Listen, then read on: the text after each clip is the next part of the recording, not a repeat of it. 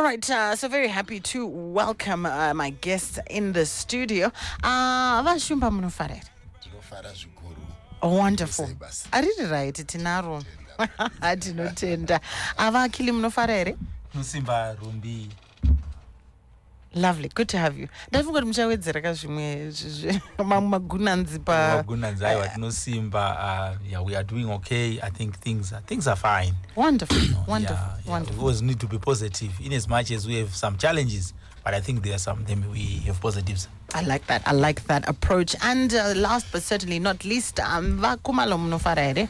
Ndinofara wakasimba here rumbi nevatereri vedu ndinodavira vanosimba avo. Vanosimba. This evening we want to take a look at Lake Chivero. In the introduction there, we talked about it being a designated Ramsar site. It's a primary water source for residents of Harare. But we understand that there's a lot of pollution, and alarming levels of it. And this is what we want to get in greater detail. The distressful sight of dying animals, birds, serves as a stark indicator of the severe contamination plaguing Lake Chivero. And there was a visit that was done by yourselves, Combined Harare Residents Association, Akili, showing that pollution levels are at a very serious level. So perhaps to start us off, you could share with us what you derived from the visit there. What is the state of water pollution at Lake Chivero? And then we'll look at how it's impacting the residents. Then we'll also hear from Shumba and Khumalo on the same issue. Thank you so much. We have always said this room, even if you look at our statements as Chra, that the situation at Lake Chivero is dire. Because when we all our visits, we have realized that the water at Lake Chivero at the moment is green, and again you see the green. When I talk green, the dark green, not the lighter. Not mint green. This green, is very green. Yeah, and unfortunately, this whole thing, our Lake Chivero has been turned into a sewerage pond because we have got a non-functional sewer treatment plants for city of Harare, non-functional treatment plants, and also even industries. They are also contributing to the pollution. So when we went there, indeed we visited, we got the shores of the lake, among others. But again, the reports we have received, you see animals dying and among other issues. But Ruben, before we talk about that, I think what is very, very important is to understand the drivers of these all things. Because as Chra, we did a research, and in our key findings, we discovered that, remember, pollution, in Zimbabwe is governed by laws. And one of the major, I would say, outstanding thing is that our laws in terms of pollution are kind of like strong, But however, where we are missing it is on enforcement, to say how are we enforcing environmental pollution laws, environmental water pollution laws. And also what we have also seen in our research. Remember, we started this work, Rumbi, around May, when we are tracking the whole catchment which leads to Lake Chivero. So you actually see, if you go, we call it Mkuvisi. So Mkuvisi starts at as far as Cleveland Dam. So you could actually see a number, I would say an acceptable composition of phosphates, for example, along Mkuvisi. And the phosphates, remember, these are the things also which then contribute to the bloom of cyanobacteria, which is causing the green matter at the lake. So you actually see the whole catchment of Lake Chivero. In our research findings, we discovered that there was too much nutrients in terms of the water, which is at the lake. But what I wanted to put across this evening was also to say, remember, there are laws that govern discharge of effluent in rivers and in sewer reticulation system. However, there's been kind of like weak enforcement of such laws. And other finding which we discovered that the existing legislative framework, even much as it provides for controls and whatever, but again you actually see that there's been that will to push that. And then again we also discovered that the polluter pays principle, remember, in our Environmental Management Act, there is what they call the polluter pays principle. To say, Rumbi, if wanodira wamuchi mumvura, tunoti wewe chibhadhara mari yekucleana hwawa wakaisa mumvura. But you realize that it's not happening. Saka mchaona kuti and also the other thing that the fines which are also fined, especially those who pollute, they are not deterrent enough, so that it can also be able to ensure compliance. So it becomes I've said this and this, it becomes cheaper for you to pollute, rather than to comply. And there are some revelations which, again, when we're doing the study, that about more than 300 companies, industries were operating without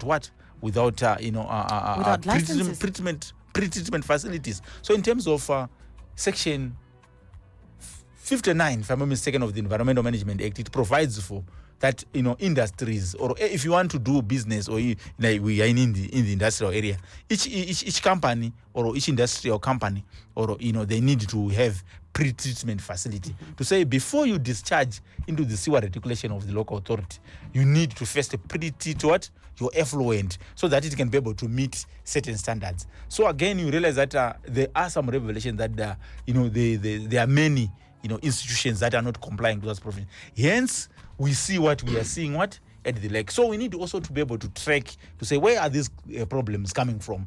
And this whole thing, to us, from a Chra perspective, it's embedded in the lack of enforcement of environmental laws, and also even, I would say, I think that the issue around the polluter pays principle, and also, again, we need an independent regulator, probably, who can then be able to regulate around drinking water and wastewater. That can also be able to help us, because the current framework seems that it has been failing.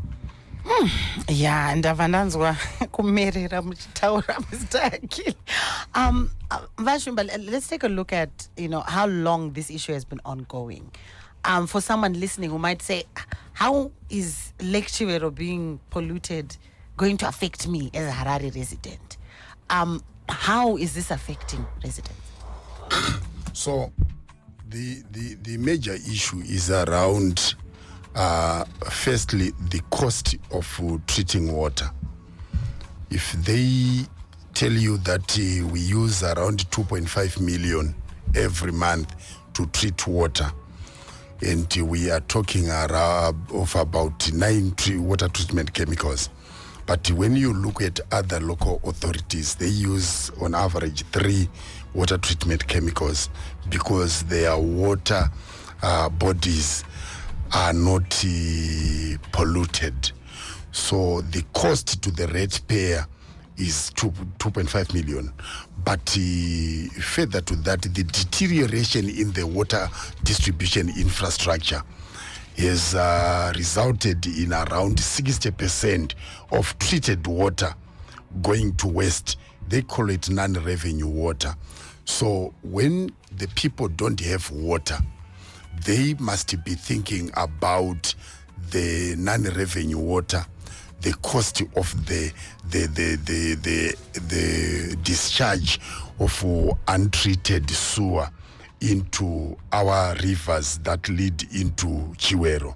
So if you go up Marimba River and if you follow Mukuwisi, you will see that the level of pollution is unprecedented, and that to the residents is the source of cholera outbreaks. You go into the communities. For the past 2.5 months, workers have been on strike. They are not attending to sewer pipe base. What it basically means is that if we have this number of unattended sewer pipe base in the communities, and we have people fetching water from community bores and shallow wells, the combination is really scary. So when we are talking about the cost to the ratepayer, we are talking about the ripple effect of seeking treatment at our local clinics. The local clinics don't have sufficient medicines to attend to people. So when you go into Kuadzana 5, for example, the paddocks area, you move into that area, the people fetch water from shallow wells, and these, remember, were former pastures for council farms where sewer was treated, but they are now residential areas. So whenever we have rains falling, these people face the trauma of seeing human excreta flowing within their areas. Their children want to play.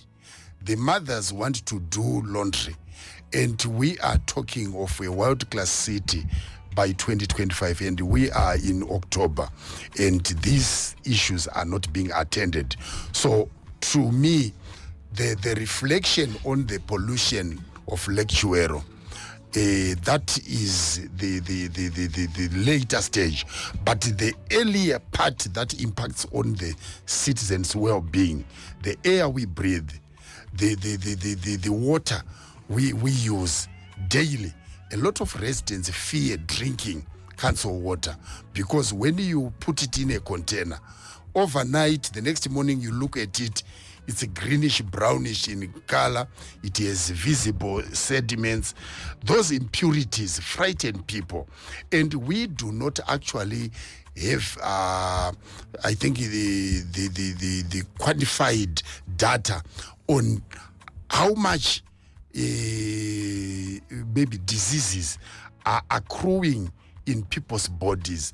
And maybe in 10 years time or 15 years time, we might have maybe new discoveries that people have been infected and are suffering. They need treatment. So this must frighten everyone. So the death of fish, the death of even when you see baboons dying, when you see other animals dying because of the pollution, then it means that the city of Harare and to an extent Zimpags and all the responsible government agencies are responsible for what is happening to the people's well-being, and we believe that they need to be held accountable. But most importantly, there has to be a collective effort at finding lasting solutions.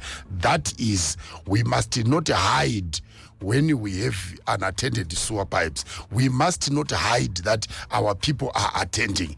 When we know that workers don't have gas protectors to get into the tanks to unblock sewer blockages, and that to a ratepayer is a heavy cost to their well-being, to their world-class city ambitions.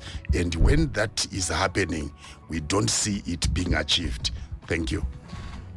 Yeah, Khumalo, coming to you. And I like how, both gentlemen have talked about what has led us to where we are. And it seems like this has been a long trend that has just been accumulating over time. Please share with us some perspectives, because I understand that, Lake Chivero is the main water source for Harare, for Chitungwiza, and even extends to other, catchment areas down there. Give us your perspectives on this one. Thank you. So in terms of what the situation is like, I think the two colleagues here have done justice in attempting to respond to the dire situation at the lake and how it also affects us as residents. So we set as residents associations under the banner of the Harare Metropolitan Residents Forum, which is a coalition of 13 residents associations and other CSO organizations operating within the Harare Metropolitan Province. So on the 23rd of September, we launched a campaign dubbed Save Lake Chivero campaign. Yeah, so in terms of the scope of this campaign, primarily it is around raising public awareness on the dire situation facing Harare's biggest raw water source. Like you said, Lake Chivero caters for more than 4 million lives within the Harare Metropolitan Province. So really, if there is a problem there and the public is not aware, it will have devastating effects in terms of public health, in terms of crop and animal or livestock health, and even the issue of livelihoods. Remember, there are families that survive on fishing as a business. And the moment the business is affected, fish are dying, it affects sources of livelihoods and impacts on the food security within the Harare Metropolitan Province and even outside. So the other scope or objective of the campaign is to mobilize resources for a mitigatory response as a rapid response mechanism to that, because we can't fold our hands, we can't remain silent as representatives of the residents of Harare and as citizens, as responsible citizens. Then we are also pushing through this campaign, the Save Lake Chivero campaign, for policy reforms to arrest the illegal waste discharge into our water source, because it's not only seat of Harare, Chitungwiza municipality is also caught on the wrong side. There is Epworth, there is Norton. I'm not so sure in terms of Rua. So all these local authorities and the more than 300 industries that are supposed to have pre-treatment plants at their sites to treat the wastewater that comes from their operations. They're supposed to be treated on site before that water is discharged into our rivers. So as long as this is not happening, then we have a challenge. But in terms of a long-term plan, there's need for us now to shift our focus. The only way we can save Lake Chivero in the long run is looking towards the Kunji Dam project. For an alternative source. Yes, because in terms of its location, it is on the upper side of the Metropolitan Province and the other surrounding locations. So as long as we are looking downstream, I almost laughed it up today when Seat of Harare Mayor Jacob Mafume and Minister Tawengwa were saying that they've given $9.8 million to Seat of Harare for purchase of high capacity pumps, 14 of them for Warren control, and the 5 for Morton Jeffrey Waterworks. They were saying they will pump water from Darwin Dam to dilute water in Lake Chivero. I see why you laughed now, yeah. It's so improbable. I was saying, is it not proper that we channel resources towards completion of Kunji Dam and come up with an alternative water treatment plant that is upstream, so as to ease, to mitigate and the ease challenges, and and even save the lake from further collapse. So in short, that is what we are doing as residents associations under the banner of AMREF, and that is the scope of our campaign. And we are calling all the citizens and other interested CSO organizations and other relevant stakeholders, central government, local authorities, the Environmental Management Agency, and so forth, to come on board so that we collaborate, we partner them in saving the situation at one of our biggest lakes. Thank you so much, Ava Khumalo. So, I mean, let's come to some of the solutions. You talked about raising awareness, about more engagement with the citizens, the residents. But it seems to me that they're not polluting. They're the victims. How much engagement are we going to have with the 300 companies who do not have pre-treatment plants? How much engagement are we going to have with, all of those polluters who are not paying, perhaps as a point of getting some answers here? Is that something that will be done in the way that this campaign will be rolled out? I'll come to you via Akili on that one. Okay, thank you so much, Rumbi. I think what is very, very important, let me also try to bring in our angle even as Chra to say, when you look at Mr. Khumalo attempted and then to talk to say, Lake Chivero is downstream. So when Lake Chivero is downstream, we need to manage the upstream, the environment. We need to manage it very, very well. So look, Rumbi, right now I was speaking to Miss Wackling. I think she works for Cosmo. And the wetland, Monavi wetland, which is another Ramsar site, we're talking of Ramsar. Now people are now even constructing. So when you look at the issues we are talking here, Rumbi, is that we are not respecting nature. Number one, we are not also, so the natural infrastructure, which is the environment, have a role to play in water provision, water storage, water purification. But again, I think the problem is the planners we have don't have that idea to say, we need to manage the catchment. And when we manage the catchment, we cannot destroy the catchment. And then probably what Mr. Khumalo said, and go to Kunji. And then when we go there, we destroy the catchment of Kunji, and then we go away. We end up, Mr. Khumalo, moving from one point to the other. So what is very, very important here is we need to have those nature-based solutions. And again, as I said before, that there is that need to ensure that we manage our environment very, very well. But also remember, we have got a legislative framework that is in place. And that at some point in time, as I said before, there is a need to ensure that we have an independent wastewater regulator. And I think we apart from Zinwa, so you're saying Zinwa yes, is it might be be part of the Ministry of Water, and this can also be able to help us, in managing this situation. But also enforcement of the laws is very, very important, because the law can help in alleviating some of the problems we have. But now, I think I'm going to radio ban up. Now, mudanga membudzi. So mudanga membudzi Rumbi ndemekuda makamera makadai so. Muna amai, muna baba, mune mwana ndizoka.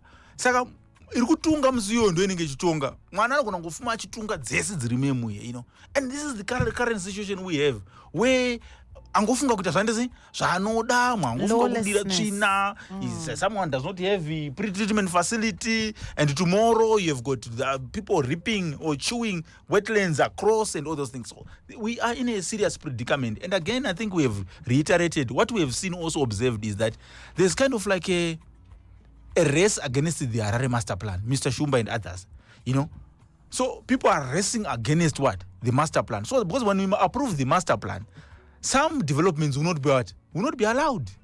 So before it is approved, we ensure that and then we ensure that moment the master plan isusu tatogara. And we are talking of some of these wetlands we are talking about. We need to manage these basins. We need to manage these wetlands, because that's where the water is coming from. But as I said, again, the other part of the solution is we need to ensure that our legal frameworks are then reviewed and also reformed. I think when I was talking to you, I raised some critical components to say we need to ensure that we have an independent regulator. We need to ensure that our fines are deterrent, so that at the end of the day we cannot continue to pollute. Ava Shumba, coming to you, let's take a look at some of the solutions. Tichenda Kumberi, it sounds like it will take a long time before the master plan is approved, before Kunji Dam is complete. What are residents going to do now? What are some solutions that you can put forward as a residents' trust?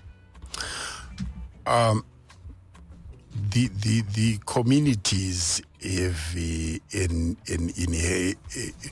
have a permanent interest in the availability of water, and the water is stored in our wetlands. And if our wetlands are not protected, it means that we will not have clean water. Because what wetlands do, they absorb all rainwater in one space. And when you go into a wetland, you see there is green grass, there is all kinds of vegetation, and there is water there. And with the time, it is seeping into the ground slowly. It's like a sponge. So with the time, it sinks into the ground and seeps into our rivers. So when it flows, it helps us to fight flooding. So water is absorbed in the wetlands. But when we don't have wetlands, we are going to have rainwater causing damage to the environment, damage to people's property.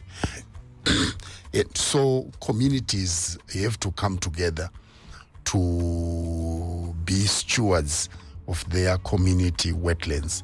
Wanohaziwa kuti matoro, kumatoro hakurimwi, kumatoro hakuiswe kana fertilizer, kumatoro hakuitwe zvinhu zvekuti tinochera nekuti tinoda kuti zvirambe zviri sekusikwa kwazvakaitwa naMwari in their natural form. So communities have that responsibility to look after their wetlands, and they can only do that if they have an appreciation. And so awareness raising becomes a critical component. But most significantly, the pollution along the Mukuwisi, it needs residents who are able to organize it where they are closest to the crossings, to clean plastic and everything, bottles that are being thrown in the rivers, to conduct clean-up campaigns in partnership with the recycling companies. That way, we ensure that plastic does not go to Lake Chivero. Bottles do not go there. So another thing is we need to be able to create a collaborative approach. The government, civil society, residents associations, including the church, have to come together on a regular basis to review existing legal frameworks, existing issues, so that we are able to collectively take charge of the situation and look for our present and our future.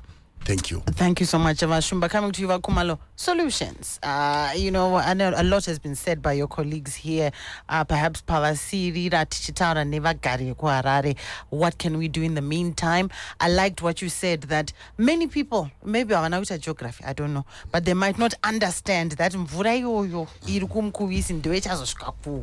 kuna Lake Chivero. And maybe it's ignorance. So I do like that you're focusing as separate, as a collective and as separate residents associations on raising awareness. For Khumalo, as we end the program, some solutions from your perspective. Yeah, sure. So, chief amongst the solutions, to add on to what colleagues were saying, is to push our local authorities to interface with them to reduce the release of pollutants into our water bodies. Remember, like Chitungwiza, we have Manyame River flowing and passing through near the toll gate area. Ukashika pa toll gate apo ukatotarisa so mvura pane painoita pane waterfall. Yes. Unotoona furo retsvina kutoratidza kuti mvura iyo unotoiona uri muroad uchipfuura uchienda kuna masvingo unotoiona. So really we cannot I never thought it was dirt, It was something else.